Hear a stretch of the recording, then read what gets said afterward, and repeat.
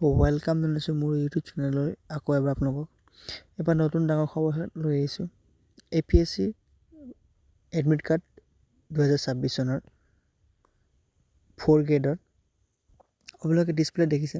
APSC grade 4ৰ 20টা vacancy, তাৰ notification আহিছে official যিটো এডমিট কাৰ্ড ইছ্যু হ'ব 23 ডিচেম্বৰৰ পৰা 2025 আৰু এক্সাম ডেট আছে 4 জানুৱাৰীৰ পৰা। বহুতে অপেক্ষা কৰি আছিলে এই পোষ্টটোৰ কাৰণে। আপোনালোকে সকলোৱে দেখিছে এতিয়া ডিছপ্লেত নটিফিকেশ্যনটো। 20টা পোষ্ট আৰু ৰিটেন এক্সাম OMR চিটত হ'ব। 100 মাৰ্ক হ'ব 2 ঘণ্টা সময় আৰু এডমিটটো পাব আপুনি 23 তাৰিখে। 23 তাৰিখে আপোনালোকে 10টাৰ পৰা এডমিট পাব। লিংকটো মই দি দিছোঁ এডমিটৰ কাৰণে। নটিফিকেশ্যন ডেট আছিলে এইটো 28 ছেপ্টেম্বৰ আৰু এপ্লাই ষ্টাৰ্ট আছিলে 10 ছেপ্টেম্বৰৰ পৰা আৰু এপ্লাই এণ্ডিং আছিলে 9 তাৰিখৰ পৰা। কিন্তু বৰ্তমান এডমিট দিব 23 তাৰিখত আৰু এক্সাম ডেট হ'ব 4 তাৰিখে। সকলোৱে এই পোষ্টটোৰ কাৰণে অপেক্ষা কৰি আছিলে কেতিয়া আহিব আৰু মামাৰ এই ভাল খবৰ। আপোনাৰ এক্সামটো হ'ব অনলাইনৰ, মানে OMR চিটৰ কাৰণে হ'ব। কোনো ধৰণৰ CBT এক্সাম নহয়, OMR চিট হ'ব।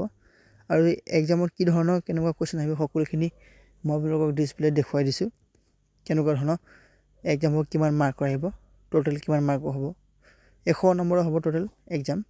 সেই 100 নম্বৰ আপোনালোকে 100 নম্বৰৰ কি ভাগ আছে, জেনেৰেল নলেজ, মেথছ, ইংলিছ সকলোখিনি দি দিছে ইয়াতে। আৰু কেনেধৰণে এক্সামৰ কাৰণে কি ডকুমেণ্টছ লাগিব সেইখিনি মই আপোনাক কৈ আছোঁ। ডকুমেণ্টছখিনি আপোনালোকে লগত নিব লাগিব আৰু এপ্লাই কৰোঁতে কি ডকুমেণ্টছ আছে সেইখিনি লগত নিব লাগিব। মনত ৰাখিব এক্সাম 2 ঘণ্টাৰ হ'ব, 100 মাৰ্কৰ।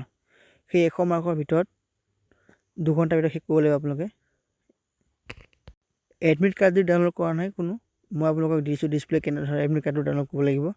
এডমিট কাৰ্ডটো ডাউনলোড কৰিবলৈ কি ধৰণৰ আপোনাৰ ৰোল নম্বৰ লাগিব, লগতে ৰোল নম্বৰ দিয়ে আপোনাৰ ডাউনলোড হৈ যাব।